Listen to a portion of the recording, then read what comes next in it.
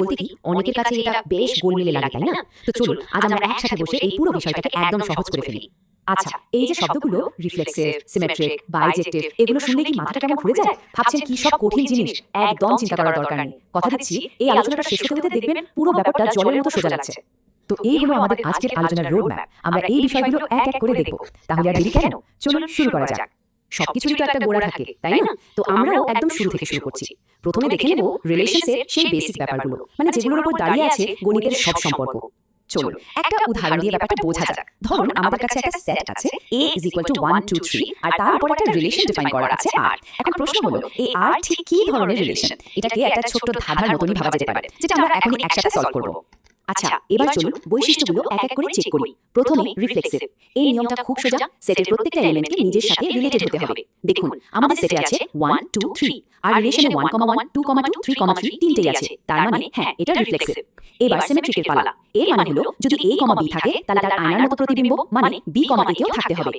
আমাদের রিলেশনে 1 2 আছে আর দেখুন তার উল্টো 2 1 আছে। তার মানে এটাও পাস। শুধু তাই নয়, এই রিলেশনটা কিন্তু ট্রানজিটিভের শর্ত পূরণ করে। তার মানে কি? মানে হলো এটা তিনটে টেস্টেই পাস করে গেছে, রিফ্লেক্সিভ, সিমেট্রিক আর ট্রানজিটিভ। আর যখন কোনো রিলেশন এই তিনটে পরীক্ষায় পাস করে তখন তাকে একটা বিশেষ নামে ডাকা হয়। কিসের নাম? সেটা হলো ইকুইভ্যালেন্স রিলেশন। চলুন এই ইকুইভ্যালেন্স রিলেশন ব্যাপারটা ঠিক কি সেটা একটু ভালো করে বুঝি। তো যেমনটা বলছিলাম, একটা রিলেশনকে ইকুইভ্যালেন্স বলার জন্য তাকে তিনটে শর্ত মানতে হয়। এটাকে আমরা একটা চেকলিস্টের মতো করে ভাবতে পারি। চলুন দেখে নেওয়া যাক সেই চেকলিস্টটা। আচ্ছা, চেকলিস্টের 3 নম্বর পয়েন্ট ছিল ট্রানজিটিভিটি, তাই না? এই ব্যাপারটা ঠিক কি সেটা বোঝার জন্য চলুন একটা খুব সহজ প্রশ্ন দেখা যাক। বাস্তব সংখ্যার সেটে মানে রিয়েল নাম্বারসের সেটে যদি আমাদের রিলেশনটা হয় a > b, মানে a হলো b এর চেয়ে বড়, তাহলে এই রিলেশনটা কি ট্রানজিটিভ হবে? ট্রানজিটিভ প্রপার্টিকে আমরা একটা চেইন রুল বা শৃঙ্খলের মতো ভাবতে পারি। মানে যদি a b এর সাথে জুড়ে থাকে আর b c এর সাথে জুড়ে থাকে তাহলে a কে c এর সাথেও জুড়তে হবে। আমাদের উদাহরণের কথা ভাবুন তো, যদি a b এর থেকে বড় হয় আর b c এর থেকে বড় হয় তাহলে এটা খুবই স্বাভাবিক যে a c এর থেকেও বড় হবে, তাই না?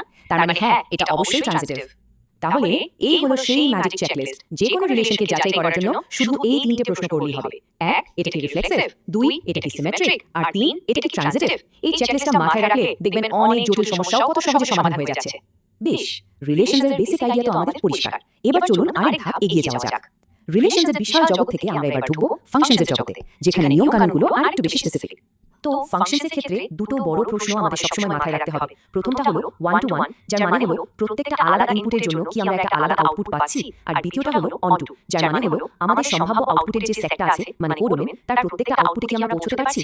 চলুন এই দুটো আইডিয়াকে একটা খুব পরিচিত উদাহরণ দিয়ে পরীক্ষা করা যাক। ফাংশনটা হলো f of x is equal to x square, আর এটা রিয়েল নাম্বার থেকে রিয়েল নাম্বারে ম্যাপ করছে।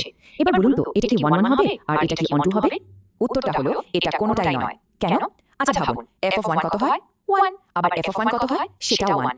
তার মানে -1 আর 1 দুটো আলাদা ইনপুটের জন্য আমরা একই আউটপুট পাচ্ছি, তাই এটা 1 1 হতেই পারে না। আবার x স্কয়ারের মান তো কখনো নেগেটিভ হতে পারে না, তাই না? তার মানে কোড ডোমেনের সমস্ত নেগেটিভ সংখ্যাগুলোতে আমরা কোনোদিনও পৌঁছতে পারবো না, তাই এটা অনটু নয়। তাহলে প্রশ্ন আসে, যদি কোনো ফাংশন 1 1 আর অনটু দুটোই হয় তখন কি হবে? ওয়েল, তখন তাকে বলা হয় বাইজেক্টিভ ফাংশন। এটা হলো ফাংশনের বেস্ট অফ বোথ ওয়ার্ল্ডস, মানে প্রত্যেকটা ইনপুটের জন্য একটা ইউনিক আউটপুট আছে, আবার প্রত্যেকটা সম্ভাব্য আউটপুটে পৌঁছানো যায়, কোনো কিছুই বাদ পড়ে না। বেশ, আমরা আলাদা আলাদা ফাংশন নিয়ে তো কথা বললাম, কিন্তু কি হবে যখন আমরা দুটো ফাংশনকে একসাথে জুড়তে চাইবো বা কোনো ফাংশনকে উল্টে দিতে চাইবো? চল এবার সেটাই দেখা যাক। এখানে দেখুন আমাদের দুটো ফাংশন দেওয়া আছে, f of x R g of x, আর আমাদের বের করতে হবে g o f 3 এর মান। এই যে মাঝখানে গোল চিহ্নটা, এটাকে বলে কম্পোজিশন, আর g o f মানে হলো g of f of x। সোজা কথায় প্রথমে x এর উপর f ফাংশনটা কাজ করবে, আর সেই যে রেজাল্টটা বেরোবে তার উপর কাজ করবে g ফাংশন। এই ধরনের সমস্যা সমাধান করার একটাই নিয়ম, আর সেটা হলো ভেতর থেকে বাইরে আসা। মানে আমরা প্রথমে f of 3 মান বের করব। f of x ছিল x + 2, তাহলে f of 3 হবে 3 + 2 = 5। এবারে যে 5 পেলাম এটাকে আমরা g ফাংশনের ইনপুট হিসেবে ব্যবহার করব। g of x ছিল x স্কয়ার, তাহলে g of 5 হবে 5 স্কয়ার = 25, আর এটাই আমাদের ফাইনাল উত্তর। এখানে একটা বেশ মজার তথ্য আছে। এমন কিছু ফাংশন আছে যারা নিজের ইনভার্স হয়, মানে ফাংশনটাকে যদি নিজের উপরই আবার প্রয়োগ করা হয় তাহলে আমরা শুরুর ইনপুটটাতেই ফিরে আসি, মানে f of x = x হয়ে যায়। এই স্পেশাল ফাংশনগুলোকে একটা দারুণ নামে ডাকা হয়, ইনভলিউশন। তো আমরা প্রায় আলোচনার শেষে চলে এসেছি, আর এখানে একটা খুব জরুরি বিষয় মনে রাখতে হবে। সেটা হলো একটা ফাংশন 1 1 হবে নাকি অন টু হবে সেটা কিন্তু শুধু ফাংশনটার উপর নির্ভর করে না, এটা পুরোপুরি নির্ভর করে তার ডোমেইন আর কোডোমেইন, মানে তার ইনপুট আর আউটপুটের সেটের উপর। এই ব্যাপারটা বোঝার জন্য এই টেবিলটার দিকে একবার তাকানো যাক। দেখুন সেই একই function f of x equal to x square, যখন এর ডোমেইন আর কোডোমেইন হলো সমস্ত রিয়েল নাম্বার, তখন এটা 1 1 বা অন টু কোনোটাই ছিল না।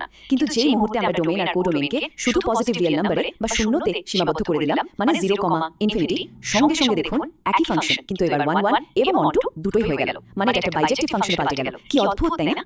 তো এই যে নিয়ম কানুনগুলো আমরা শিখলাম, এগুলো কিন্তু শুধু পরীক্ষার খাতায় নম্বর পাওয়ার জন্য নয়। একটু ভেবে দেখুন, আমরা যে সোশ্যাল নেটওয়ার্ক ব্যবহার করি বা যে কম্পিউটার কোড লেখা হয়, তার সবকিছু কিন্তু এই রিলেশন আর ফাংশনের উপর দাঁড়িয়ে আছে।